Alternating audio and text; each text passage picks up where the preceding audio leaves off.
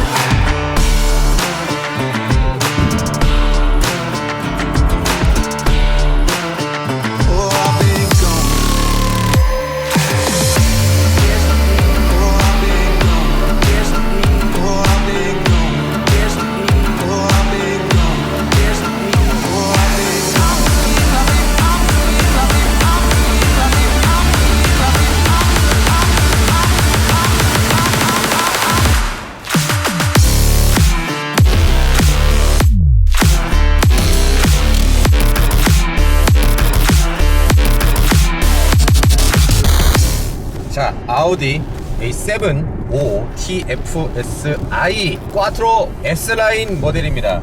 그냥 주행 리뷰 이런 것들은 3년 전에 했었지만 이렇게 데일리카로 A7을 리뷰하는 거는 처음입니다.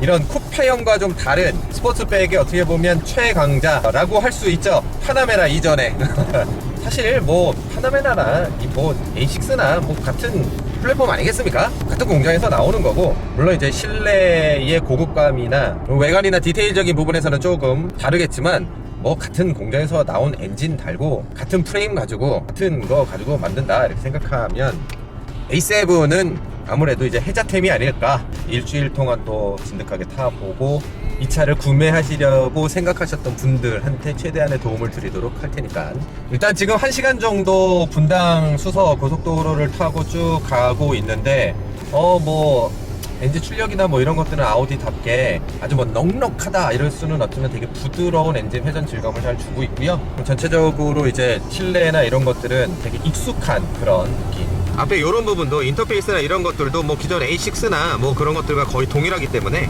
다만 생각인지 모르겠지만 서스펜션이 좀 부드럽게 느껴진다라는 건 A6에 비해서, A6는 약간 좀 그런 부분이 있었잖아요. 좀 이렇게 통통통 튀는 그런 느낌이 조금 있었는데, 제가 요번 A7 편에서 조금 중점적으로 느끼고 싶은 부분은 A6의 그런 승차감 질감이나 A6에 비해서 외형적인 부분 말고 어느 정도 좀 다른가, 그런 부분을 조금 느껴보려고 합니다.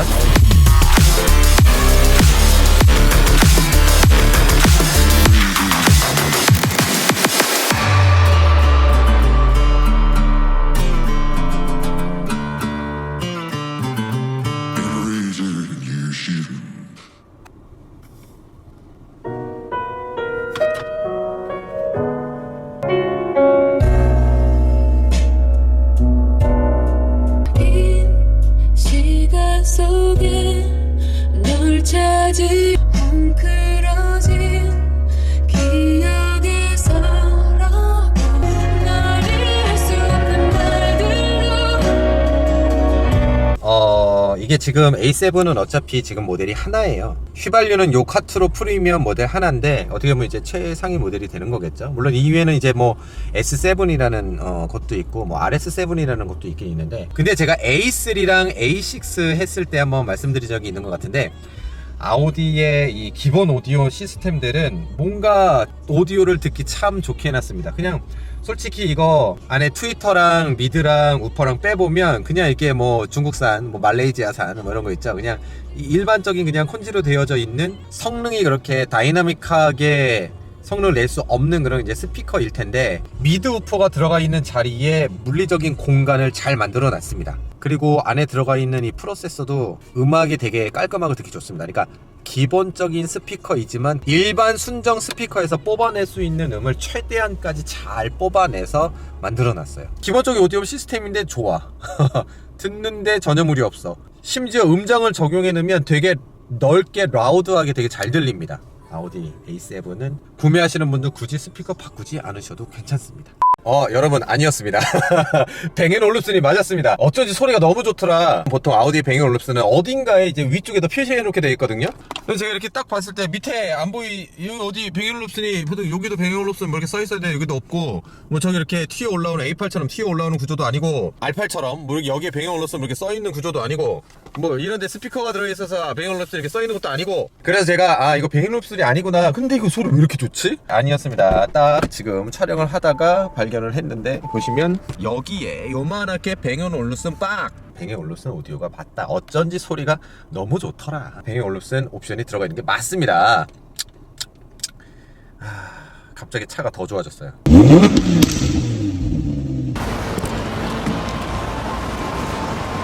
일단 연비 측정을 좀 해야 돼서 맥세이브 하나 넣고, 그리고 기름 넣고 한번 가보도록 하겠습니다.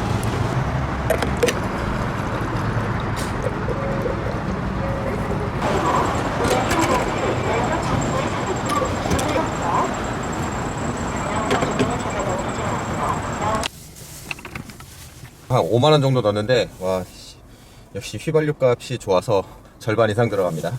누적 주행이 지금 7.7km 나와 있잖아요. 이 차가 아마 뽑아진 이후로 계속 누적을 했을 때 7.7km 정도이고, 최근 주행 기록이 3.8km.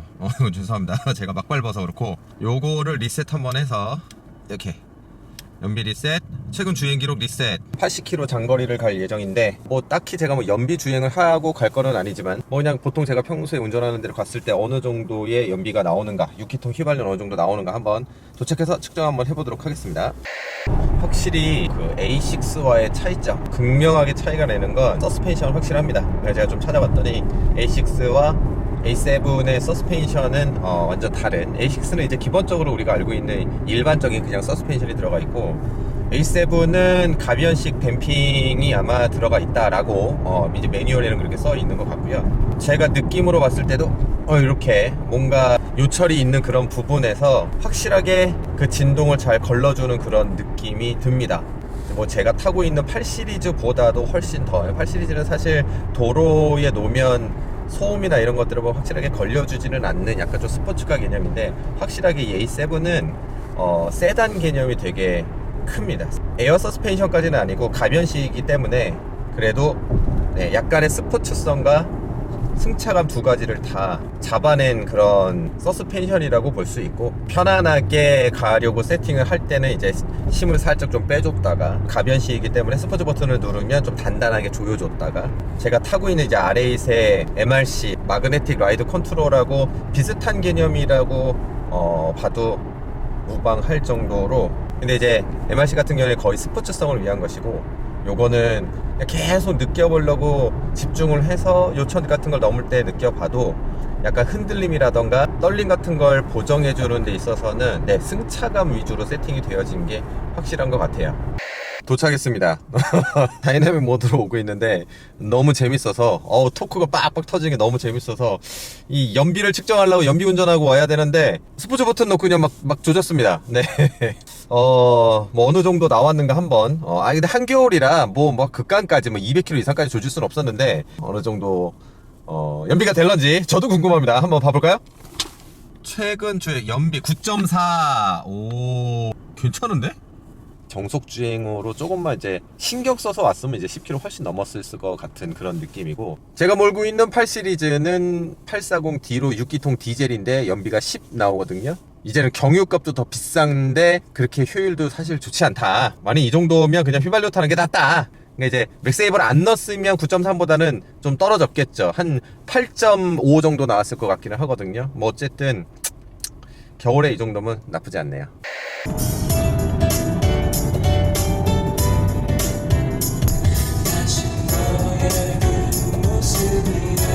지금 보시면 밖에 눈이 굉장히 많이 내리고 있거든요. 지금 강원도에 특히 중부지방 그리고 강원도 이쪽에 폭설이 내리고 있습니다.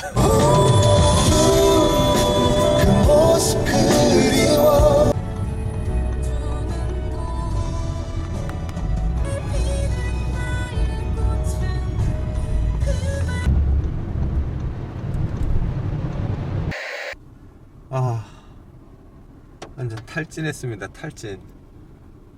와, 못 올 뻔했어요.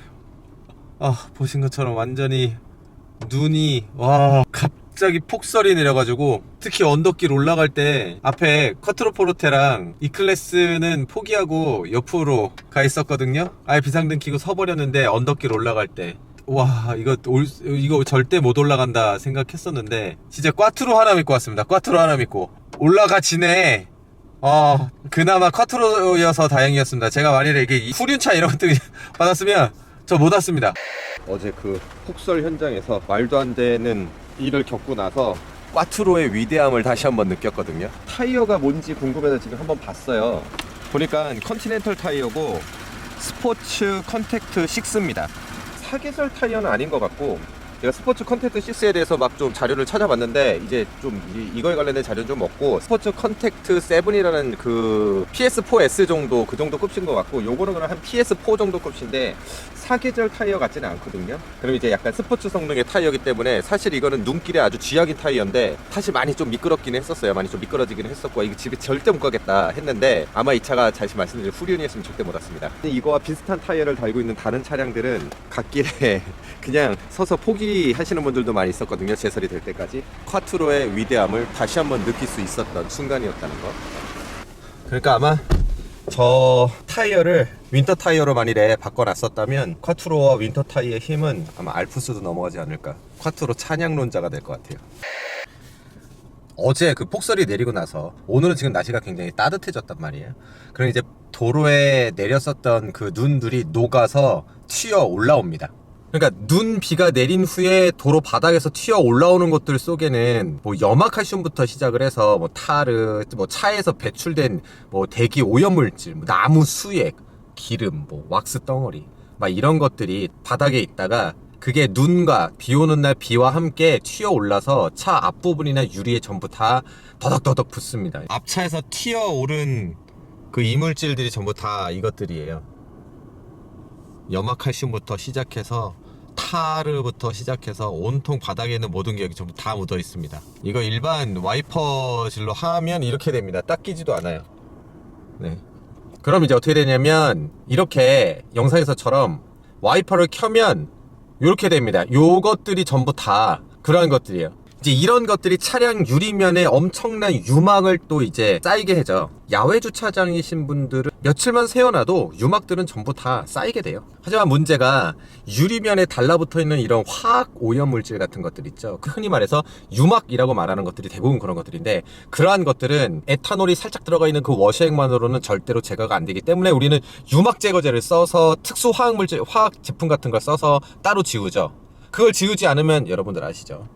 잘 닦이지도 않고 뭔가 안에 잔상 같은 게 허연 게 많이 남을 뿐더러 유먹이 쌓여있게 되면은 바바바박 하는 그 와이퍼 소음도 굉장히 많이 유발시키거든요.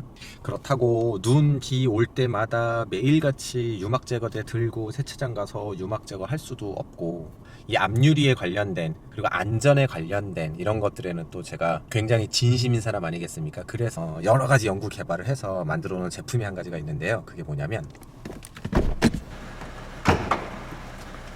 바로 요놈입니다. 요놈. 플랜 B라고 이름을 좀 지어놨어요. 아무래도 기존에 있는 와이퍼와 워셔액 가지고는 해결할 수 없는 것들을 간단하게 해결을 해주는 거니까 가루가 아니라 약간 양초 같은 그런 기름 덩어리 같은 놈으로 되어져 있습니다. 이렇게 보시면 국산차들 요런 워셔액 있잖아요. 워셔액 통. 예, 요 통 안에다가 그냥 퐁당하고 빠뜨려서 넣으시면 됩니다.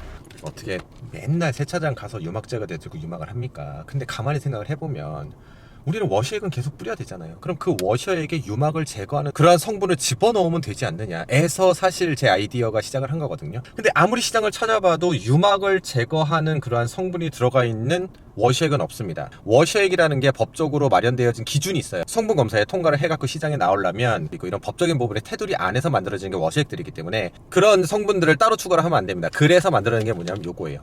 그러니까 워셔액 안에다가 따로 성분을 추가할 수 있게 만들어준 알약같이 생긴 타입의 놈이죠. 그래서 이 놈을 넣으면 일단 기본적으로 유막이 제거됩니다. 두 번째, 제가 제일로 많이 생각하는 것 중에 한 가지가 와이퍼 소음이죠. 소음이 한 20% 이상 감소가 됩니다. 왜? 앞에 있는 유막도 제거했을 뿐더러 굉장히 부드럽게 닦을 수 있게 앞 유리에 얇은 막을 쳐주는 거죠. 그리고 세 번째는 이물질을 확실하게 제거해 줍니다. 기본적으로 우리가 있는 에탄올 워셔액으로 없앨 수 없는 이물질을 완벽하게 제거를 해줍니다. 그리고 겨울철에 막 영하 15도, 20도 이렇게 됐을 때 동결되는 것 쭉 방지해 주면서 마지막으로 럭스 블레이드 같은 와이퍼의 수명을 향상시켜 줍니다. 내가 원해서 생각했었던 그 모든 것들이 여기에 있었는데 그런 제품이 시중에 없으니 제가 워셔액 첨가제를 따로 만든 거거든요. 근데 한 가지 문제가 있습니다. 아우디 같은 이런 차종들 같은 경우에 워셔액 넣는 곳을 보시면 기본적으로 막혀 있습니다. 들어가는 구멍이니까 액체만 들어갈 수 있게 돼 있어요. 문제는 이게 고체잖아요. 그러니까 요거를 저기다 넣을 수가 없습니다. 그럼 어떻게 하면 되느냐? 이게 기본적으로 한 1.8리터 되는 워셔액인데 여기다가 요 놈을 퐁당 빠뜨려서 넣으시면 되죠. 요 놈 2시간 정도 되면 완벽하게 다 녹거든요. 정확하게 2리터 정도의 한 알 정도가 들어가야 효과가 정확하게 나타나기 때문에 여기다가 2알을 녹여서 넣고 4리터를 넣어도 되고 꼭 넣으십시오. 그리고 제가 이거를 써본 결과 효과가 너무 좋습니다. 워셔액만 뿌리면 정말 속이 다 시원합니다. 앞에 쌓인 것도 다 날아가 뿐더러 유막도 날아가고 소음도 하나도 없어지고 너무 좋습니다. 제가 만든 거긴 하지만 너무 좋습니다. 꼭 한번 쓰십시오. 좋은 제품들 있으면 여러분하고 나눠서 쓰려고 단가도 맞추기 위해서 정말 막 이런 식으로 시장에 없었던 새로운 제품을 하나 만들어서 뭐 어차피 이건 뭐 우리 구독자분들만 보실 수 있는 거, 제가 무슨 뭐 TV 방송을 하는 것도 아니고 라디오 방송을 해서 광고를 하는 것도 아니기 때문에 이걸 보시는 분들에게만 알려지는 것들이니까 저희만 잘 쓰면 되죠 뭐. A7 5TFSI 5일째입니다.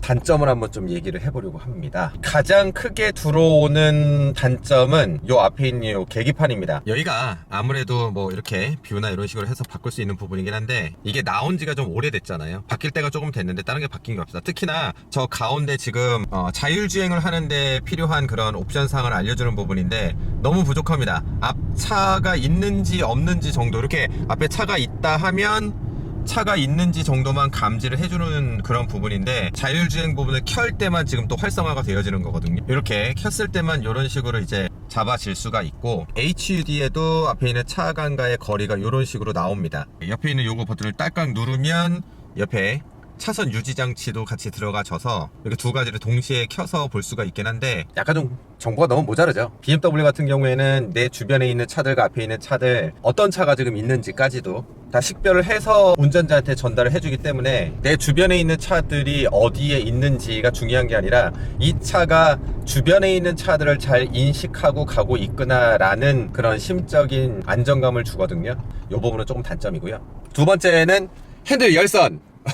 있긴 있는데 되게 안 따뜻합니다. 핸들 열선이 따뜻하지 않아요. 우리 엉따라 그러잖아요. 엉따. 요건 되게 따뜻해요. 특히 뒷자리도 되게 따뜻합니다. 뒷자리 탄 사람이 그러는데 BM이나 벤츠보다도 되게 따끈따끈하다 이렇게 얘기하는데 이상하게 핸따가 따뜻하지가 않아요. 요거 틀었나? 해서 여러 번 지금 눌러가지고 봤었거든요. 그걸 좀 빨리 데펴줬으면 좋겠는데 보통 BMW는 빨리 데펴주고 데펴졌으면 이제 바로 끄는 편이거든요, 저는. 자, 그리고 세 번째는 이제 주행에 관련된 부분인데 쿼트로가 들어가 있는 시스템이라 직진 안전성이라던가 아니면 이제 언덕을 올라가거나 이런 것에 관련된 주행감은 굉장히 좋았는데 아무래도 이 차가 휠베이스가 길기도 하고요. 우리가 이제 무게 배분 같은 경우에 BMW는 정말 환자처럼 50대 50의 그 무게 배분을 정확하게 딱 맞추잖아요. BMW 같은 경우에는 무게 배분을 앞 뒤도 맞추지만 위 아래도 맞춥니다. 아무래도 아래쪽이 무거워야지만 뭔가 우리가 회두성, 차선을 옮기려고 할 때 뒤뚱거리는 그런 롤 없이 제어가 잘 되는, 그러니까 태성적으로 설계할 때 그런 부분에 있어서 BMW는 정말 환자처럼 이제 만드는 부분이 있고, 벤츠는 그런 거 없이 오로지 승차감, 승차감 외에 밸런스나 이런 거는 별로 신경 쓰지도 않습니다. 요즘에는 디자인도 별로 신경 쓰는 것 같지도 않은데 이 차량 같은 경우에는 이렇게 차선을 변경할 때 뒷바퀴가 조금 늦게 따라오는 느낌이 나요. 확연하게 납니다. 아무래도 제가 이제 BMW 오너이기도 해서 그렇기도 하지만 여튼 요즘에 몰아본 차들 중에서 차선을 변경하거나 변경해서 치고 나갈 때 약간 뒤뚱거리는 그런 느낌이 조금 있습니다. 직진 안정성이나 가속 이런 부분은 굉장히 만족스러운데 그 부분은 조금 아쉽다. 근데 디자인은 정말 이쁩니다. 요거를 이제 여성분들한테 좀 많이 물어봤거든요. 이거 디자인 어떠냐 그러니까 여성분들한테 있어서 고급 차량이라 라고 느껴지는 그 외관의 깔끔한 모습 있잖아요. 깔끔하고 정갈하고 단정한 모습, 그거를 얘가 다 가지고 있기 때문에 되게 섹시하다 이런 느낌을 되게 많이 드나 봐요. 특히나 이제 웰컴 라이트 그래가지고 키를 딱 온 했을 때 쫙 올라서 탁탁탁탁 쌓이는 그런 부분 있죠. 그거에 거의 환장합니다. 소리 지르는 거의 우와 이러면서 이제 BM도 7 시리즈부터 시작해가지고 벤츠도 그렇고 다 그런 웰컴 라이트의 뭔가 이제 화려함을 이제 막 내려고 하기는 하지만 이때 당시만 해도 정말 획기적이었죠. 그 부분은 굉장히 만족스러웁니다. 차를 타고 내릴 때마다 만족스러워요. 특히 뒷모습.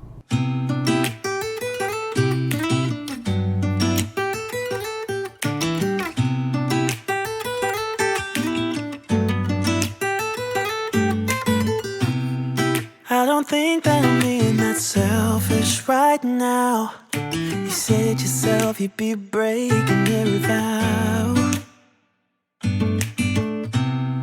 I can understand you're tired of this town, and I'm not saying that we have to settle down now. Just remember this. We could have been stardust, same world but without us. Something made us find each other out there. Made us realize we're more than just stardust. Ignore this fact if you must, to do what your dreams are telling you to do. And I'll be out there looking for someone like you. Stardust, stardust.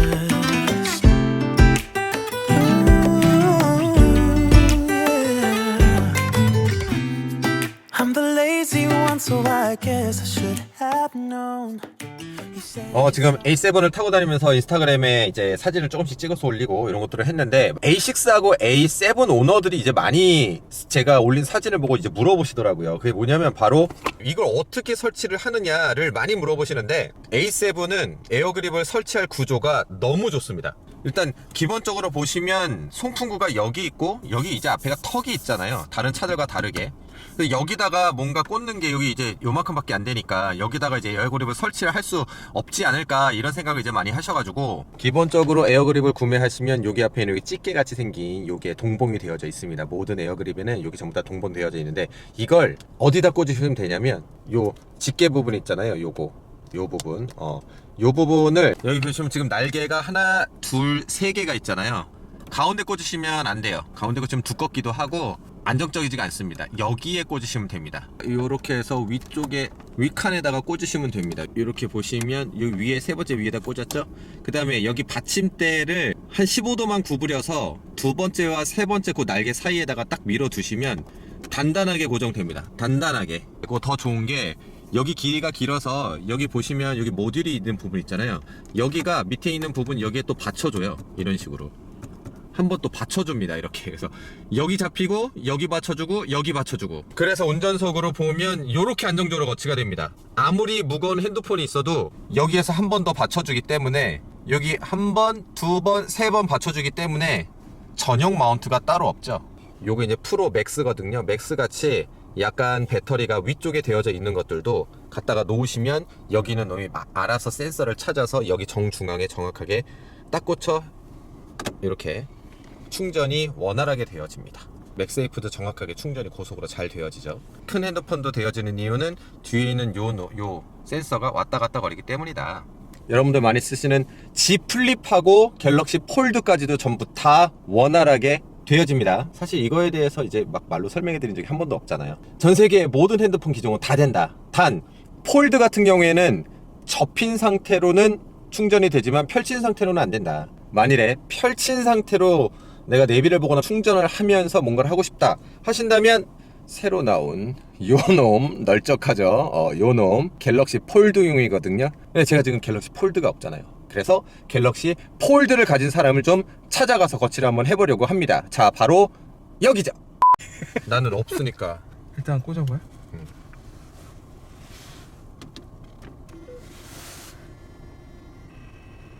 빨리 충전되니? 이제 지문 인식이 보통 여기 달려 있거든요. 폴드들은 다. 그래서 바로 이렇게 넘어갈 수 있게 지문 인식으로. 여기 안에서? 네, 그죠. 유튜브 같은 거 볼 때도.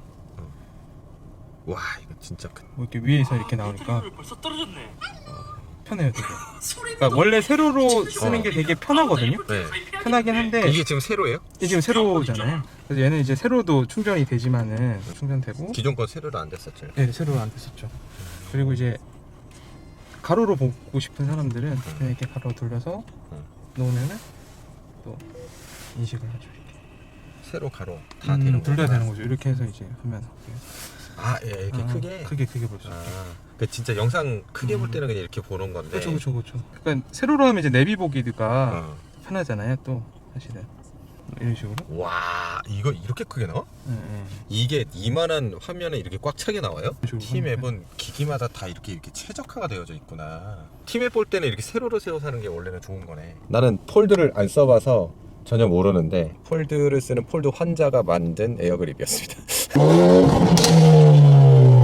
3박 4일 동안 A7을 아주 신나게 탔는데 제가 2018년 말까지 CLS를 탔었습니다. 그래서 사실 저는 이런 CLS 같은 그런 쿠페형의 모습을 좋아하고 또 이런 스포트백 같은 경우에도 이 차는 이제 A7 2세대고 1세대 A7도 굉장히 조금 좋아했었단 말이에요. 왜냐하면 제가 그때는 구형 R8을 타고 있었기 때문에 구형 R8의 그 얼굴 모습과 굉장히 닮아 있는 그러한 형태를 하고 있는 놈이잖아요. 근데 또 이제 제가 또 신형 R8으로 왔는데 신형 R8의 얼굴과 또 닮아 있는 형태로 나온 게 또 이 A7이었으니까 사실 저는 이 A7을 살 생각도 굉장히 많았었습니다.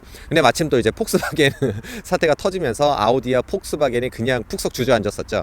그래서 A7이 들어오지 못했었고 계속 들어오지 못하다가 그리고 2019년에 드디어 이제 들어오고 나게 돼서는 이제 그때부터 처음 이 차량을 몰아봤는데 약간 좀 기운이 빠진 부분도 있었습니다. 사실 나온 지가 너무 오래됐죠. 다음 A7이 나올지 아니면 전기차로 나올지 아니면 아예 안 나오고 단종이 될지 모르겠지만 제가 A7을 기다리다가 또 CLS 신형을 계약하기도 했었고 여튼 A7은 굉장히 아쉬움이 많은 차입니다. 저한테 있어서도 디자인이 너무 이뻐서 주차장에 놓고 볼 때마다 계속 감탄했습니다. 만일에 한 5년 전에 이 차량이 출시가 먼저 빨리 돼서 국내 시장에 진출을 했었다면 그때 저는 CLS를 정리하고 아마 이 A7을 가지 않았을까.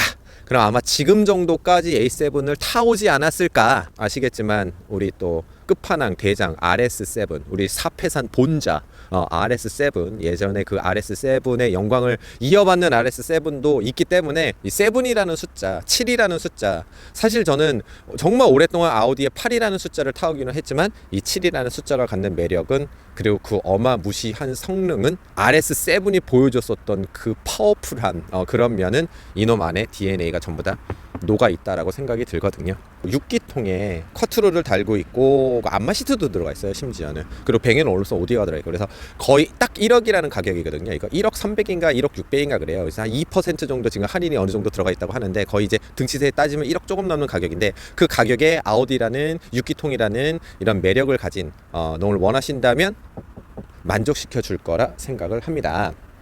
보내기 참 아쉬운 차량이기도 해요. 제가 아우디를 워낙에 또 좋아해서 그런지도 모르겠지만 참 즐겁게 시승했었던 놈이었습니다. 눈 오는 날 언제 이렇게 또 꽈트로를 막 몰아보겠습니까? 저는 조금 더 꽈트로의 성능을 시험해보기 위해서 이 놈을 몰고 저쪽 저 산 뒤쪽으로 한번 저쪽으로 해서 한번 넘어가 보도록 하겠습니다. 구독은 제 욕심이고요. 좋아요 하나만 눌러주십시오. 그러면 더욱더 열심히 하는 역습이 되도록 하겠습니다. 자, 산을 넘어가 보자.